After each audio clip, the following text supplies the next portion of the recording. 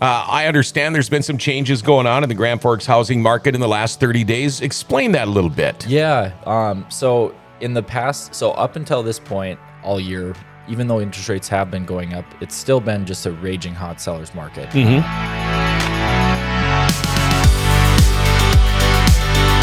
John Brodeen is in the house. You guys all get applause like now. that. Yeah. How you doing, man? Good. How about you? Good. Been a couple of weeks. Yeah. How's life in the world of John Brodeen? Pretty good. Yeah.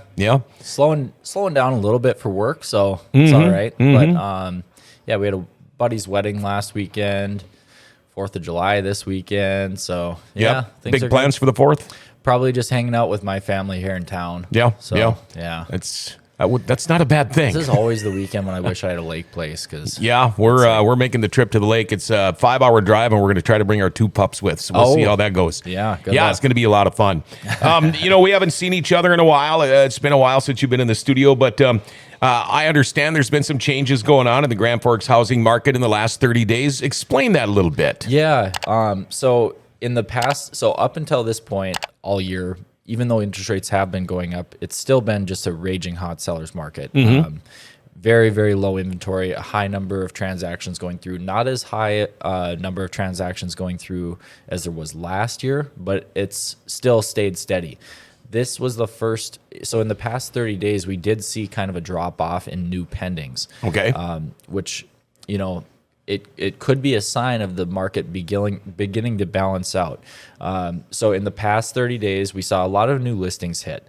We saw 98 new listings hit, which is the most so far this year. The second highest was 91 new listings that hit the market in March. Only 49 pendings have gone through in the past 30 days, which is a little bit low. It's the lowest since January 2022. And typically in June, you can expect to see between 60 and 80 homes go pending. So it is slow for the month of June, especially. The number of homes that are active contingent inspection is kind of a good sign, though, because that's the number of homes that have accepted offers. They're still classified as active until they remove their home inspection contingency. Okay. Right now, there are 28 active contingent upon inspection. This indicates a lot of activity in the past 2 weeks, and this is actually pretty high for the end of June. So we will expect those 28 homes to be going pending within the next 2 weeks. So that indicates more activity than the number of actual pendings in the past 30 days. So it probably was late May and early June that we saw fewer homes accepting offers. Okay. Judging by this. So if you've got 98 new listings and only 49 pendings, what's the deal there? Is it just taking longer to close or what? No, it just means that there aren't quite as many buyers offering on stuff. Okay. But the other really important aspect of looking at the housing market is the number of active listings on the market. There's 167 active listings on the market. So this is the highest since last October. Wow. We saw the number of listings get pretty high towards the fall of last year.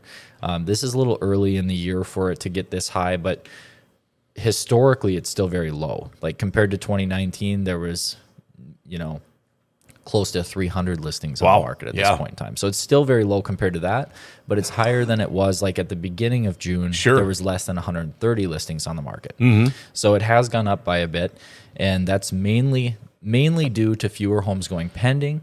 And then the second cause of it is just we did have a busy month with lots of new listings hitting the market.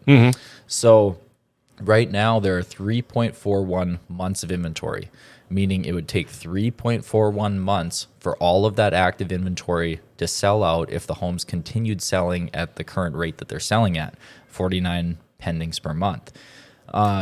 Remember, anything below 6 months of inventory is still a seller's market. So we are still in a seller's market. But when we checked at the beginning of June, it was 1.93 months of inventory, which is pretty substantially lower. So, it's the highest. So the months of inventory is the highest since last December and January. Last December, it was 4 point something, and January was, I think, exactly the same at 3.41.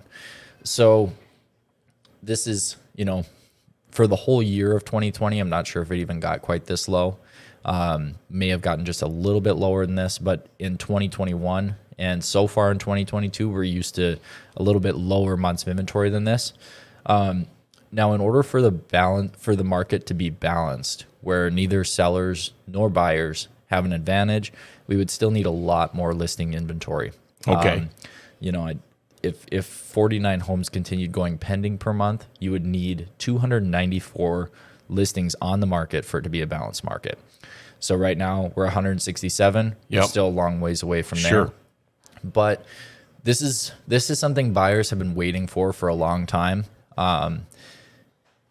When there's less, when there's a little bit more inventory on the market, it's still not high inventory, it's still not balanced, but when there's more than there used to be, this buyers breathe kind of a sigh of relief because there's more options for them to pick from.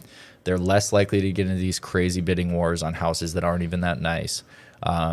So it's definitely something that buyers have been looking forward to for a while, and it's a sign of a healthy market because you can't just go up at a crazy rate for a super long period of time. The market kind of needs to balance out and reach equilibrium. The main issue we're dealing with right now is just a shortage of supply for the number of buyers that are in the market.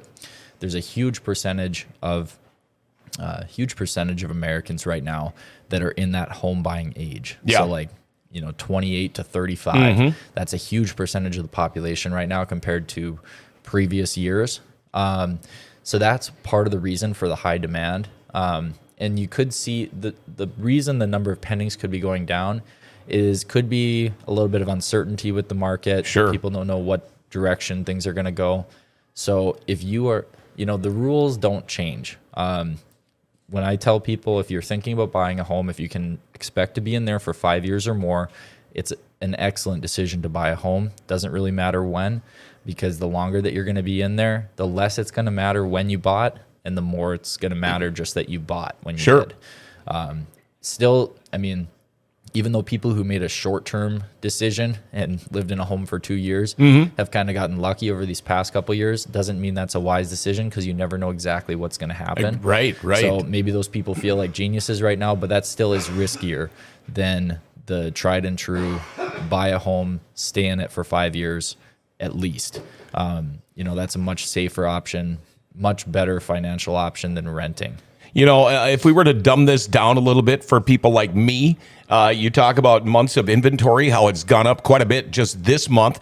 But so if we were to dumb this down, 3.41 months of inventory. So if not another house showed up on the market for sale, that means if it was to end today, that means all the houses should be sold in 3.41 months, and then you're out of inventory. Am I reading this right or hearing this right? Yep. So that's how we measure inventory. Rather than just measuring inventory by the number of listings on the market, you have to put it in perspective by looking at the number of homes that are selling per month. Because, in a big market that's got a million people, you might have 20,000 listings. That might be low inventory if X number are selling per month and there's only 2 months of inventory, right? Okay. Versus if our market has 400 listings, we have high listing inventory because maybe the number of pendings is only 40 per month. So then you've got 10 months of inventory, which is a crazy buyer's market. So it all depends on how many homes are selling per month. Okay. Now you mentioned this 3.41 months of inventory is low. Yeah. Now higher than it was, though. But higher than it was at the beginning of the month. Now, is there a number, is you being a realty expert, is there a number where you start to get nervous, where you start to go, ooh, boy, I don't like this? It depends on which side of the transaction you're on. Sure. Honestly, so I work with more sellers than buyers, so I don't mind the seller's market. But when you're working with buyers, it becomes very difficult, especially when it gets down to like 2 months of inventory or something like that, because you're offering on a lot of homes. You're losing out on homes that you want because you get outbid by somebody. If I'm a listing agent, it starts to become a little bit harder when there's over 5 months of inventory on the market. And now for a good listing agent, this isn't going to be a problem. So in a way, I don't mind this, because in a hot seller's market, less experienced agents can make mistakes and still come out with a good result. Right. In a tighter market, listing agents have to nail everything. That's part of the reason when I meet with a seller and I go over my track record with them, I show my track record and all my statistics all the way back to 2017. Sure. 2017 through 2019 was a pretty flat market, pretty balanced market. So you need somebody who can do better than the average, even when the market's not great, as well as when the market's hot. That's kind of the big difference maker between the best listing agents and the not so great listing agents. Right. The experts and the not so experts. Yeah. Are bidding wars a good thing or a bad thing? Depends if you're a buyer or a seller. Sure. If you're a seller, I'm thinking you're loving it. Yeah. If you're a seller or a homeowner, this is what causes prices in the area to rise. Our prices. So our market is in general more conservative than other markets in the country, meaning we don't have giant booms and we don't have giant busts. Right. So even our market being as crazy it hasn't been crazy compared to the other crazy markets in the country. You've seen markets go up by 15 or 20% in a year. Yeah. And that's happened for 2 years straight. In our market, we've gone up by, about 6 to 6.5% each year over the past 2 years. So what I expect is if inventory continues to rise and we reach a more balanced state, we're not going to see prices falling. We would need, in order to hit 6 months of inventory, we would need 294 listings on the market. Sure. Okay. I don't see that happening very soon. And even if it does happen, prices still can continue to rise, just much more slowly. In order for prices to fall, you'd probably need practically double that on the market. I would imagine, you would need 400 plus listings on the market or even more than that because you need almost everybody to panic and sell at once in order for prices to fall like they did in 2008 or whatever. And people are not in a position where they have to do that. People can afford the homes that they're in. They have excellent credit. They have a ton of equity. They're not in a home that they can't afford. They can afford it. They've got a lot of equity. It's not going to be a foreclosure crisis. So just because we're heading for a recession, we talked about this last time I was on the podcast, a recession does not equal a housing crisis. People have that in their minds.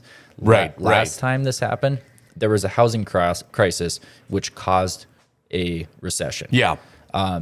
Most recessions do not result in a housing crisis. And our national housing market is very healthy. Homeowner equity, a lot of new home buyers entering the market. The conditions just really aren't there for a huge collapse. Yeah, even during a recession, first things first, you still have to have a roof over your head, and that's what matters most to people. Then you just got to kind of have to deal with all the rest of the crap, But that's the way it goes sometimes. Yeah. And it's, it's healthy for a market. You're going to see many market cycles through your lifetime. And it's just the way it is. Sure. Like when I mentioned this story a little while back on my social media, but when I bought my home in 2017, and I kind of bought at the top of that market in my specific price range, because in my specific price range, shortly after I bought, there was a builder who came to town that was building really affordable, nice new construction homes that were actually priced right around my price when you factor in specials or even a little bit lower. So there was probably a short period of time where my home went down in value just a little bit. Oh, sure. But then now over the long term, it's been 5 years now. Now my home's probably gone up in value by about $60,000. Yeah. So it's all about. It's just like the stock markets, man, up and down and up and down. Just got to be there at the right place at the right time. Yep, and less that than just getting in and staying in, being in it for the long haul. Don't put yourself in a situation where you're going to be forced to sell before, when the time's not right. And if you hang on for the long term. If you own a home for 20 or 30 years, it's pretty normal for it to double or triple in that amount of time. Wow. How does somebody get a hold of realty expert John Brodeen? Check me out on Instagram, John Brodeen Realtor, I believe it is.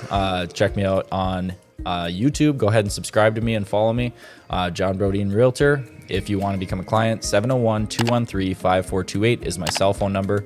And yeah, I'd love to talk. All right. We'll see you Friday. Yes. Sounds all right. good. Have yourself a great remainder of the week. There you go. That's your realty expert, John Brodeen. That's Wednesday's edition of your Berkshire Hathaway biweekly podcast. John will be back in the studio again Friday morning, 10 o'clock. Until then, have yourself a great remainder of the week.